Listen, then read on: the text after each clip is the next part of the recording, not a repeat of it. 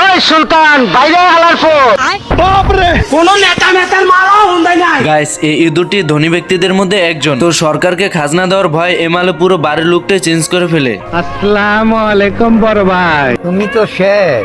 আপনি যদি মুরুবি না হইতেন তাহলে কি করতেন? আমার তো না মারে। বিমল স্যার, তোর ইনকাম কত? ইনকাম নাই না।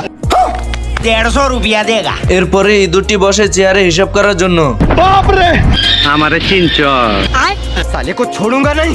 ভালো হয়ে যাও মাসুদ। এর ভিতরে ইঁদুরের ঘরের সবকিছু উল্টাপাল্টা কাজ করতে থাকে। बाल बाल बच गया रे देवा। এইদিকে অফিসার ভাবতে থাকে তার বাংলা মদের কারণে এসব ভুলভাল জিনিস দেখছে, তাই মদের বোতলটিকে ফেলে দেয় এবং সত্যিটা দেখার জন্য আবার ইঁদুরের বাড়িতে চলে যায়। তোরা কে কোনা সামার বাসা। হাম ফাস্ট। আসসালামু আলাইকুম মোটা খাসি। না বেটা, হইলো বেটা।